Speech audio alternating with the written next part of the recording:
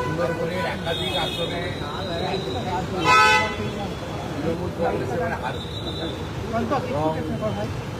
গত 2 মাস ধরে সাগর কাকির পাথর প্রতিমা রায়পুর সহ মিথিলাপুর সহ ভারতীয় জনতা পার্টির কর্মসূচিতে যেভাবে মানুষ আসছে, আমি নিজেও গত 2 মাসের মধ্যে আমাদের কুলপি মন্দিরবাজার কাকদ্বীপ এবং সাগরে একাধিক কর্মসূচি করেছি।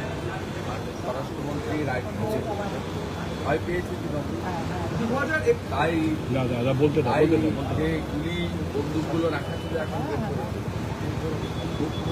হুমায়ুন কবিরের স্ত্রীকে তলব করা হয়েছে আজকে। হুমায়ুন কবিরের স্ত্রীকে তলব করা হয়েছে আজকে শক্তিপুর থানায়। হুমায়ুন কবিরের স্ত্রীকে বুঝে নেবে, এটা তো আমাকে বলা। টাকা দিয়ে ঘোড়া কেনা বেচা হচ্ছে, মুখ্যমন্ত্রী মমতা বন্দ্যোপাধ্যায় এমনটা আশঙ্কা করছেন। টাকা দিয়ে ঘোড়া কেনা বেচা হচ্ছে এমনটা আশঙ্কা করছেন। উনি গত পরশুদিন বলছিলেন যে ভোটের সময় এই টাকাগুলো কেউ কেউ দেবে, আপনাদেরই টাকা।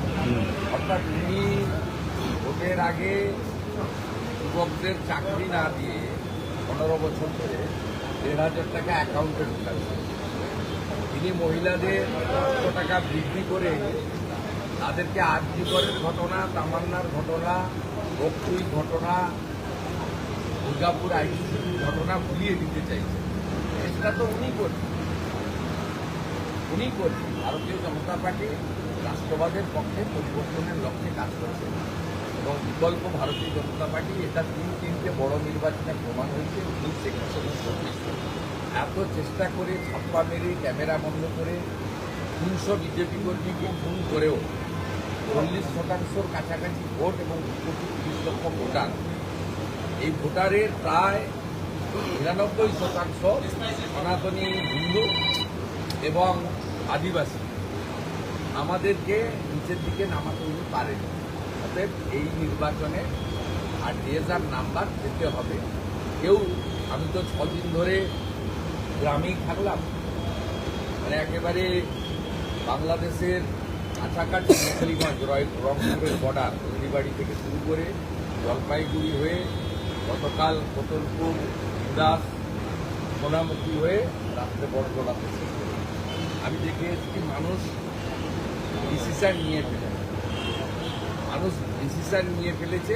এখন ইভিএম অবধি মানুষকেও যেতে হবে আর ইলেকশন কমিশনকেও পৌঁছে দিতে হবে।